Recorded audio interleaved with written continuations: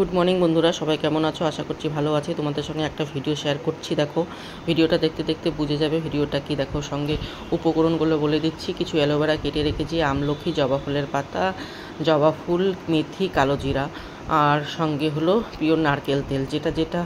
যেটা ইউজ করো সেটা নিতে পারো, নারকেল তেল হতে হবে আর কি। তারপরে দেখো, পেঁয়াজগুলো কেটে নিচ্ছি। আরও দুটো উপকরণ হলে ভালো হতো, যেমন ধরো তোমার কারি পাতা আর কালো মেঘের পাতা, যেটা আমি জোগাড় করতে পারিনি, তো ওটা স্কিপ করে গেছি।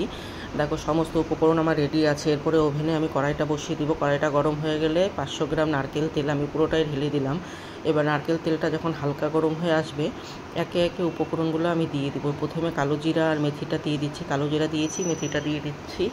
তারপরে আমি আস্তে আস্তে করে পেঁয়াজটা ঢেলে দিলাম। তারপরে আমলকিটা আমি দিয়ে দেবো এটার পরে।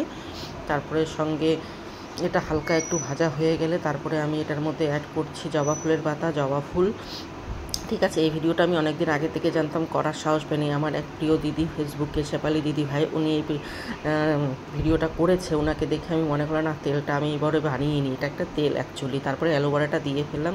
দেখছো, গ্যাসের আঁচ লো করে নিয়ে আমি ভাজছি। ভেজে ভেজে দেখো, যতক্ষণ এরকম কালার না আসে, একবারে বাড়িয়ে দিবে না, বাড়িয়ে দিলে পুড়ে যাবে। তো গ্যাসের আঁচ কমিয়ে নিয়ে তুমি ভাজতে থাকবে। দেখবে তেলের কালারটা চেঞ্জ হয়ে আসে, তেলটা একদম অর্ধেক হয়ে আসবে। তারপরে দেখো হয়ে গেছে, ঠান্ডা হওয়ার জন্য ছেড়ে দিয়েছি। ঠান্ডা হয়ে গেলে এরকম একটা সাদা কাপড়ে নিয়ে দেখো তেলটাকে আমি কিভাবে বের করে নিচ্ছি। তেলটা সত্যি খুব উপকার। হেয়ার ফল যাদের হচ্ছে, চুল পেকে যাচ্ছে, তারা একবার ট্রাই করে দেখতে পারো। আমি তো তৈরি করে নিয়ে সঙ্গে সঙ্গে নিজে লাগিয়েছি, মেখে লাগিয়েছি। বন্ধুরা, তোমরা ট্রাই করে দেখতে পারো, সত্যি খুব ভালো লাগলে শেয়ার।